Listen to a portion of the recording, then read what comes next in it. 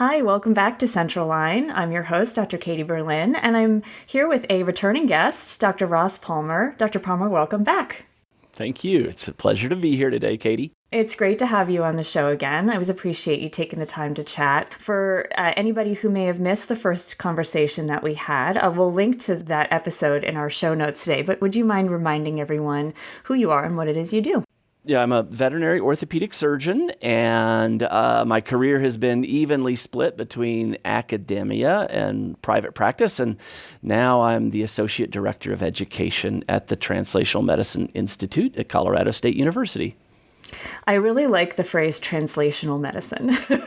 It sounds really, it sounds kind of exotic and cool. What does translational medicine mean exactly? It can mean a lot of different things. So it's translating veterinary to human, human to veterinary. It's translating basic benchside research to bedside application. It's seeing ideas eventually get to the marketplace and, most importantly, to the patient itself. Translational medicine is it's one of the most important aspects of medicine that we probably, at least in practice, don't think about all that much. So it's really cool. So before we go on, because we are going to be talking about a topic today that actually you interact with a lot in your role as that Associate Director of Education. But before we go on, I wanted to ask, because you and I have had a couple of conversations now, but I want to know what's a fun fact that many people wouldn't guess about you? Yeah. Some we're not going to go there. Yeah. We'll just keep them not guessing. Yeah, exactly. Some we'll just keep guessing. I think one of the fun ones that sounds exotic is that my brothers and I own an island. Really? Yeah. It sounds exotic, doesn't it? Yeah. It's a large pile of rocks covered with pine needles. It does have a cabin on it, but it's in remote northwest Ontario. It's roughly 1 acre. It depends upon the level of the water in the lake. Last year was a low water year, so it was a larger island, and I think this next summer it looks like it will be a high water year, so it will be a smaller island. As long as the cabin is still not underwater. The cabin should be good. Yeah. It's a large vertical rock, so the cabin is up at the top. So you're not going to be having any major music festivals on this island then? I don't think there's going to be room for that. Okay. Yeah. Well, that is a pretty fun fact, and it does sound very impressive when you say it. Exactly. It sounds what most people imagine is different than probably the reality. Not bad, yeah. Well, thank you for sharing that, and now people don't have to guess whether or not you own an island. There you go.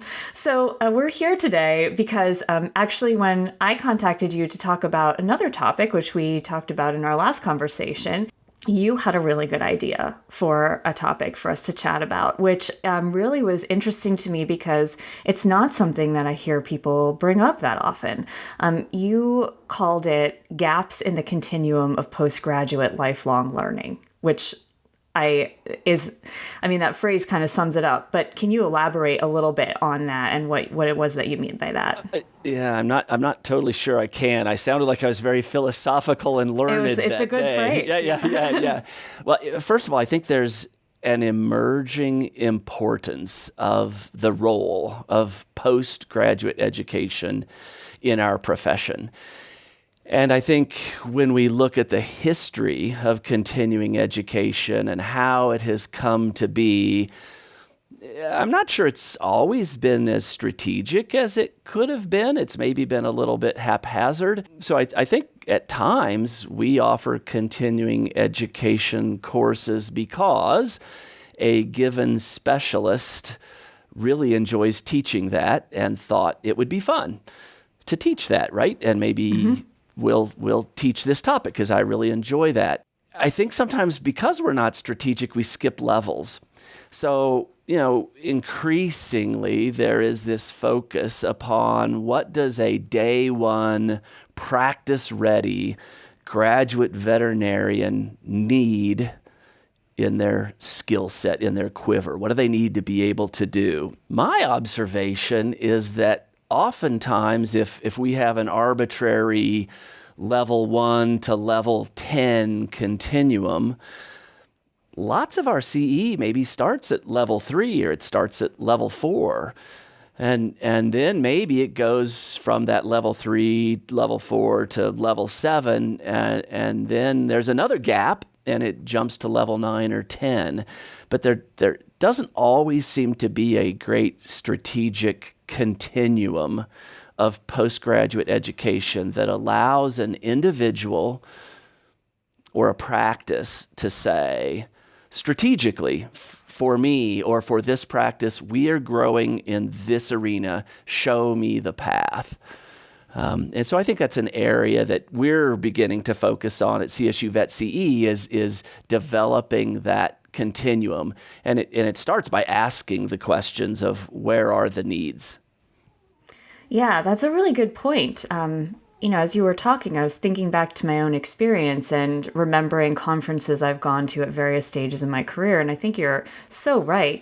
As a new graduate, I think I went to what was then NAVC, it is now VMX, and I remember having a great time because I got to see my classmates that I hadn't seen in a year, but I don't remember learning that much. And I think it's because I was going to lectures on things that I had just learned in school. They were advanced. They were things that you need to know to pass boards or work on clinics and sound smart to your professors when you're rounding. But they weren't things that I was seeing every day in practice. There's a big gap there.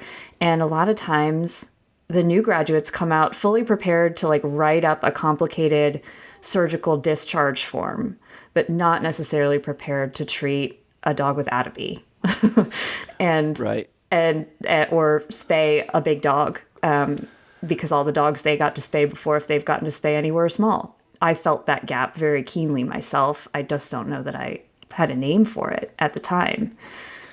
So that is a really good point. Do you feel like you're seeing that gap grow now? I don't know if it's growing, but it's certainly growing in importance, right? We, I should back up and point out, I certainly do not have all of the answers, right? We are, as a profession, we're facing some challenges. And so, but I think it's time to ask some of the important questions. And as a profession, to begin to have a conversation where we propose the imperfect solutions, right? So accepting that they're all imperfect. I mean, if there were easy solutions, there wouldn't be the problem. So let's accept imperfect solutions and begin to start moving in a direction. And I think that the importance of the gap is growing, because if you look at when you went to veterinary school, and certainly when I went to veterinary school, I mean, the explosion of knowledge and technology that has occurred since that time, yet you still have the same 4 years.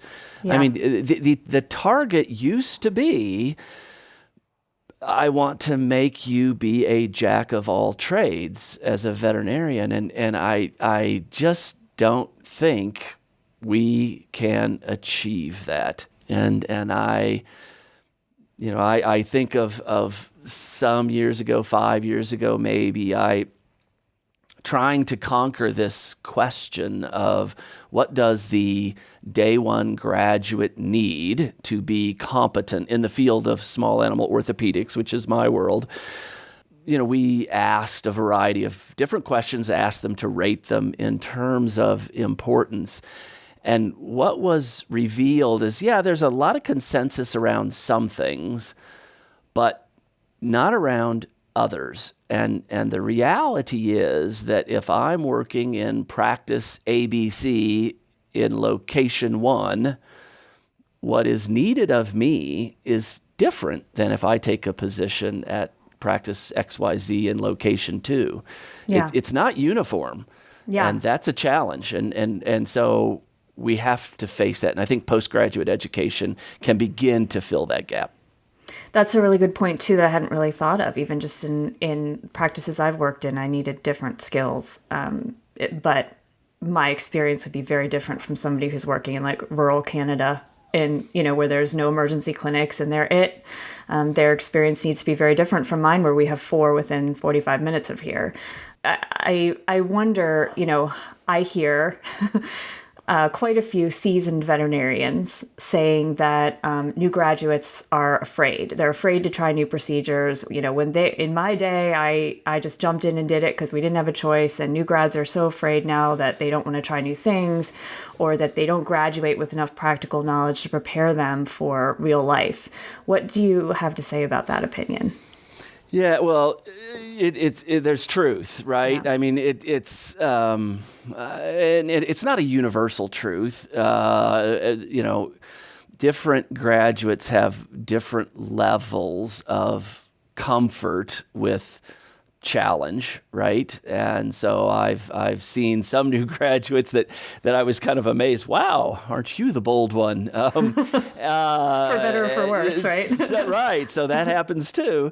So I think there's some variation there, but I think we just have to, again, this is part of this stepping back and having the conversation of, so what is needed day one for the practicing veterinarian, and accepting the fact that it is different in this practice versus that practice. And then I think, again, I talk about where I think postgraduate education fits into the puzzle is trying to be very strategic about employing that continuing education. So you talked about going to a conference, you had a great time, but you're not sure what you learned. Just so you know, I'm not down on having a great time. I think that's part of it. It's important too, yeah. Well, let's go back to the wellness thing. I mean, you have to take care of your whole person, and that's one of the things we talk about is you're more than a learner, you're a whole person. So stay a while, do the things that fill up and rejuvenate the all of you. I think that's an important aspect. Yet, let's be very strategic about the skills and the knowledge that we're trying to gain. And so I think it's actually quite rare for an individual or for a practice, especially for a practice, to say at the beginning of a year or the beginning of a 3-year period, where are areas that we as a practice want to grow? What is our strategy to grow that? Katie, you have an interest in atopy. So you're gonna concentrate a lot of your training around dermatology. Okay, we have somebody else who's very interested in dentistry, so we're going to have them focus a lot of their training in dentistry. So, but let's be strategic about it. And then, what are our deficits? Maybe our deficits about where we are. Where are we weaker than we would like to be now? But then, where are our deficits relative to where we see ourselves in 3 years? And now, let's be very strategic in how we pursue continuing education. See the difference? Yeah, absolutely. Yeah, and so I see a number of practice groups that are doing exactly that. They're saying, hey, we're wanting to custom design CE for our associates around what we've identified as our needs. And while that is kind of the approach for some of the practice networks, I think the same basic idea can be utilized in an independent practice. Yeah, that's really interesting. I definitely have never thought about it that way. I'm like, I'm going to go to this conference, just bang out all my CE for the year in a week, or in 4 days, and then I don't have to worry about it. But there's never been a strategy involved other than when I went through my acupuncture training to say, I want to bring this back to the practice so that we can all benefit from it, so that my colleagues can go study something else. Because I was at a big practice and we definitely could have done that, but I don't think that's how a lot of people think about continuing ed. So what about the CE providers? So conferences, local CE, local VMAs, is there a way that they could make that easier for practices in their areas where some of those needs may be more aligned, where maybe that area doesn't need as much of a certain type of CE? Yeah, now that's another great question. I think, we talk about maybe members of practices cooperating a bit to decide what is our strategy. As a provider of continuing education, I certainly recognize we're not going to fill every gap. We can't. No single provider of continuing education is going to fill every gap. Could we, as a industry, if we're that, could we be a bit more strategic of this group is more in this arena, that group is more in that arena, perhaps? I can only speak for CSU Vet CE from a leadership standpoint, and that is one of the things we do love to hear from people is what are my needs, what are areas that we're not providing, and then we can begin to look at those strategically and say, okay, I can see areas where we can begin to provide that continuum, that pathway in that arena. Yeah, absolutely. I was also thinking, we have so many talented and smart and dedicated support staff working in vet hospitals that also need CE, whether they're credentialed or not.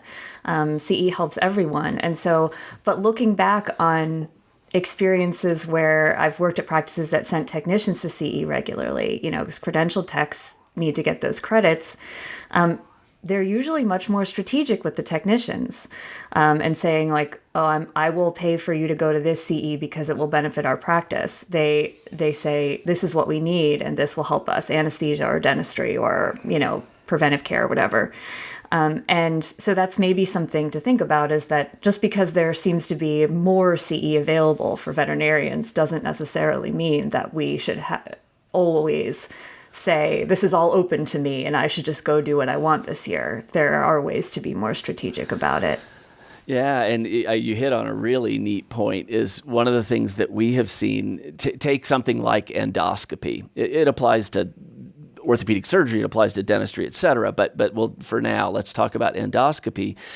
That's a big area to get into within a practice. And I think we've all been that veterinarian who you've gone off, you've trained in some new skill set, and you're excited about it, right? Mm-hmm. And you bring it back to the practice and yep. The crickets. Yeah. Nobody has the enthusiasm you have. And in reality, it probably isn't going to happen because of that. So one of the things that we've done is we've offered courses that are open both to the veterinarian and to the technician. And in some instances, there's kind of a common track where the technician is training with the veterinarian, and then there's sort of a breakout track where it's just technicians and just veterinarians. But the end result is now two people return to the practice. You've got now a doctor and a veterinarian who are both excited about the prospect of applying a new technology to their practice. They're both comfortable with it. And so the roadblocks begin to come down. And as we've used that model more and more, we see more and more veterinarians when they come back for a course, they're like, I didn't bring my technician the first time. I'm not going to make that mistake again. Yeah.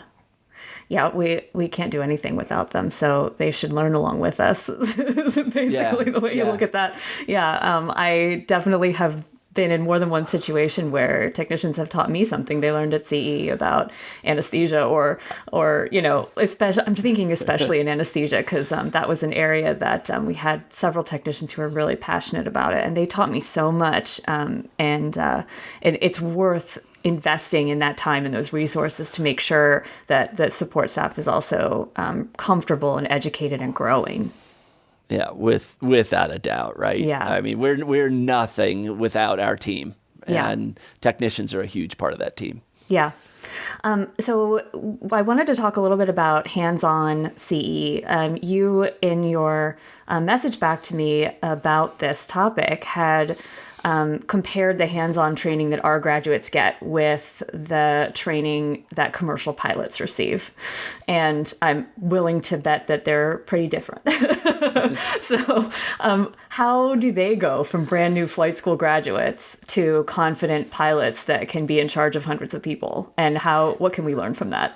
Yeah. So full disclosure, right? I think we talked about this in our previous webinar, but or podcast. But so I am the child of a military pilot who then was a commercial pilot, and then I'm also the child. My mother was an operating room nurse. So it's a very unique mix that creates this that is me. There's nerves of steel in there. Well, I don't know what there is, but there's something. So tell me honestly. When was the last time you sent a pet home with oral antibiotics just in case?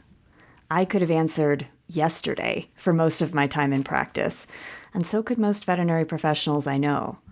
Clients have come to expect us to dispense antibiotics to cover our bases or save them money, often without diagnostic testing.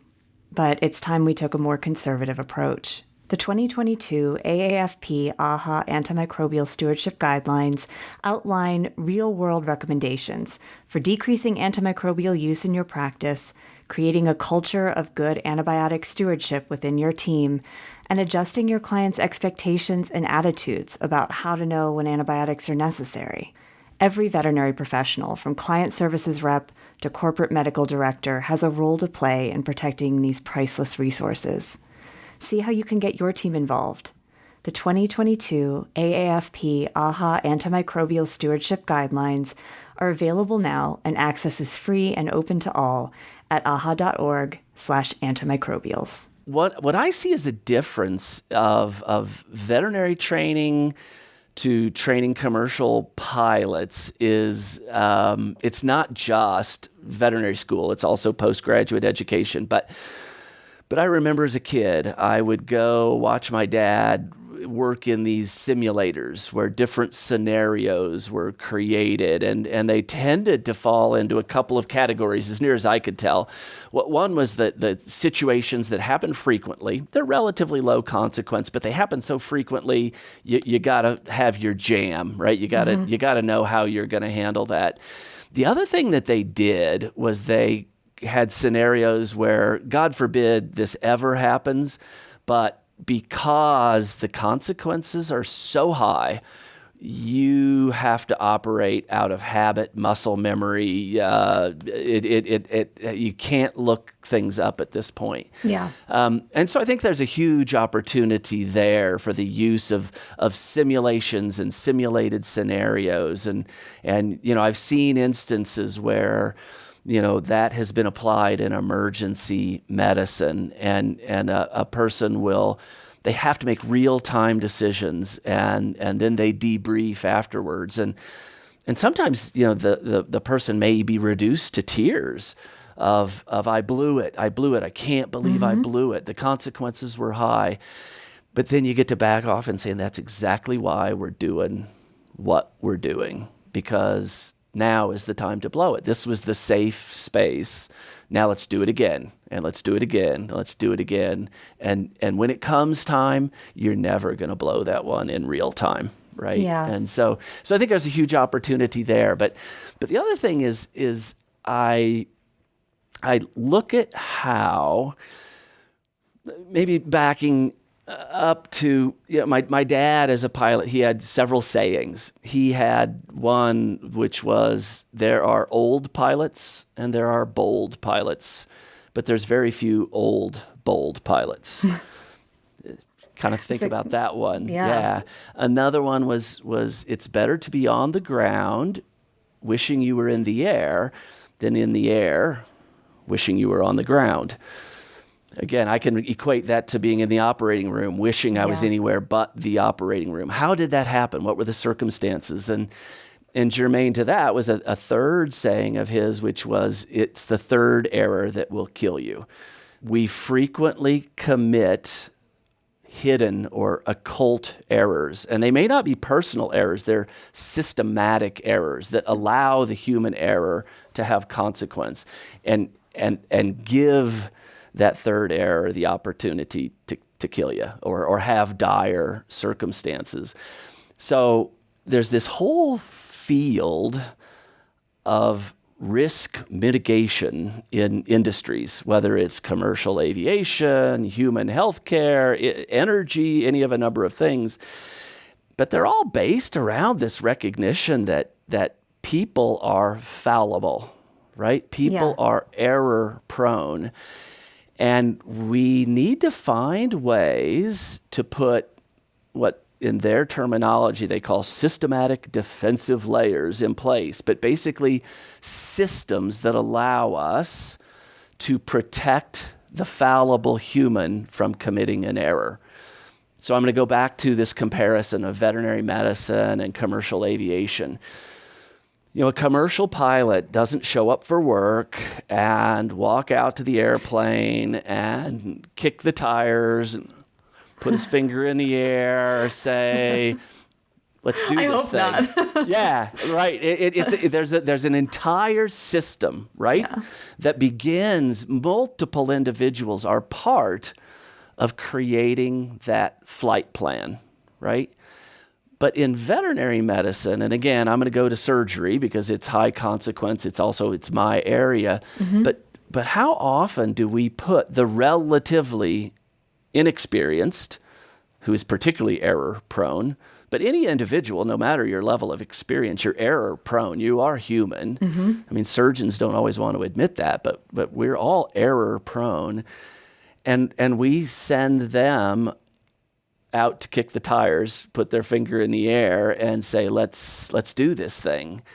And should we be rethinking that? And so one company basically that has gotten my brain focused upon this is a company based in New Zealand, but they looked at a particular orthopedic procedure, TTAs, and they said, where do most people make their mistakes with this procedure? And are there ways we can engineer? Are there ways we can apply this risk mitigation so we get rid of that tendency?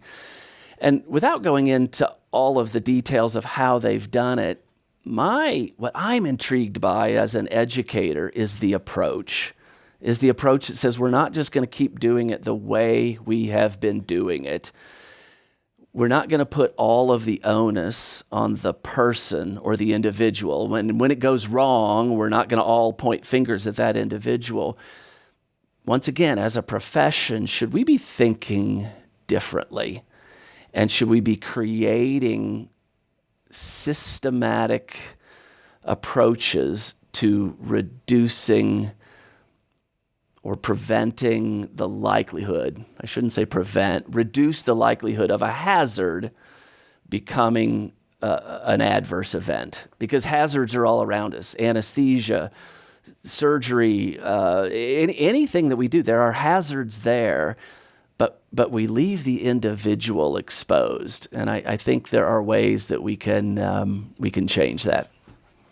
Yeah, that speaks to me for sure, having been in positions where I felt solely responsible for a mistake that happened that probably started, days earlier or maybe years earlier in just the system that was allowed to develop that led to that issue.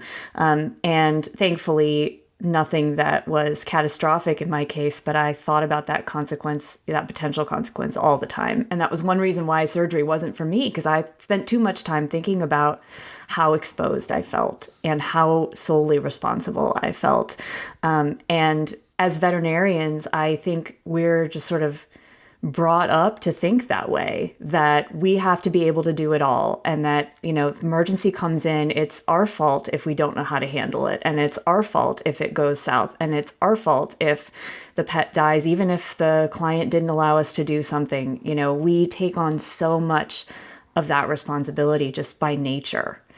Do you feel like that's something that we can change? Or is that something that's ingrained in us, and that's why we want to be doctors. No, I do. I mean, I think it's huge. It has huge impact. It's very contemporary, really, in its application, because we're talking so much about well-being and the stressors that veterinarians feel. Yeah. That's not by chance or surprise. The way people see their pets has changed tremendously in my career. I mean, it used to be, I just want a dog, right? Yep. Does it have to be this dog? Not necessarily. I like to have a dog, right? But now it's this dog. This dog is now part of the family. And with that comes a lot more pressure. Have we done anything to change our systematic approach so that it's so easy to point the fingers at the adverse event? That's what everybody sees. That's error number 3 that my dad talked about. But what about error number 1 that was systematic? Error number 2 that was systematic? It's so much easier to focus on error number 3 and not back up and begin to look at the system. So I'll go back to the flight plan, that multiple people contribute to the flight plan. So this company that I was alluding to in the orthopedic industry, essentially they do that, is they say, okay, Katie Berlin, you're going to do a TTA. And you're like, no, I am not. And you're like, no, we got you. So you do I'm training, obviously. Now. Yeah. But you send your radiographs to this company. And the first thing the company does is they have a board certified surgeon who looks at your radiographs and they ask the question, should Katie do a TTA in this dog? Should Katie take this airplane into the air? And the answer might be, nope, nobody should take this dog into the OR to do a TTA. This is a horrible case for a TTA, in which case that is the report that you get. It says, don't do it, Katie. Or the report might come back and it might say, yep, a TTA is a feasible approach, but because you and I have been working together, Katie, I know this is your first TTA, and this one has some hazards on it. There's a few storms moving around that you need to be aware of. This one might not be your best TTA, Katie, right? But then if it's like, nope, this is actually a great TTA for you to do, then what it has is a written surgical report that is essentially a cut by numbers. They have this adjustable cutting guide, and they say, okay, you're going to adjust knob number 1 on the cutting guide to the letter L, and you're going to adjust knob number 2 to the letter G. And when you place this on the front of the tibia, that's going to put the cut right where you want it, Katie. Okay? So it's the flight plan. We've created the flight plan. Follow the flight plan. And so it's remarkable in the sense that it is saying, hey, we've got you. It's a team approach, okay? Yeah. We've trained you to be part of the team. The team has your back, and so execute this plan, and the chances of something bad happening are much less likely. Can human error occur? Absolutely it can, but we've mitigated through these defenses the likelihood of that hazard becoming a true adverse event. I'm just thinking about what that would feel like to have somebody in surgery as a brand new surgeon or somebody attempting a procedure for the first time and having somebody with you saying, I've got you. And I've been lucky enough to have people I've worked for who have been willing to come in with me on procedures like that. Otherwise, I never would have done them because I was not brave. I was not bold. I was not old or bold. I was scared.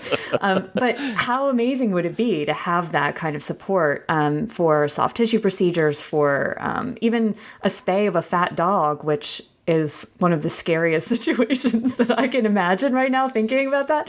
And I really wish that I'd had a simulator to spay a fat dog like 600 times before I actually had to go and do it. Or a cat in heat and the uterus just shreds under your clamp, whoops, shouldn't have used a clamp there. And I really could have used that. And I know so many recent grads are in that same boat where they just feel not ready and expected to be 100% ready. And I probably had days like that almost as often later, just because as you grow, you want to do new things and learn new things, but that doesn't make them any less scary. Right.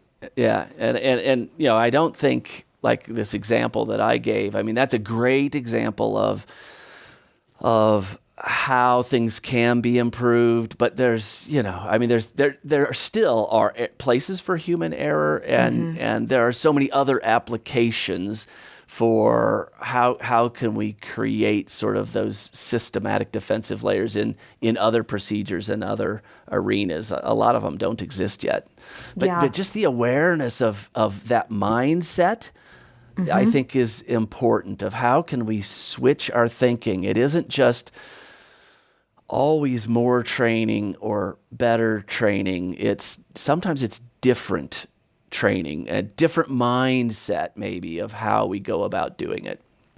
Just food for thought. That is great food for thought. And, like you said, we're not going to solve a problem like this or a question like this in one 30-minute conversation. But I think you've planted a lot of really good seeds for people to start thinking about what could they do differently to mentor, to provide mentoring or learning opportunities for their recent grads, or even experienced doctors and technicians who are trying to learn and grow, as we all should be able to do.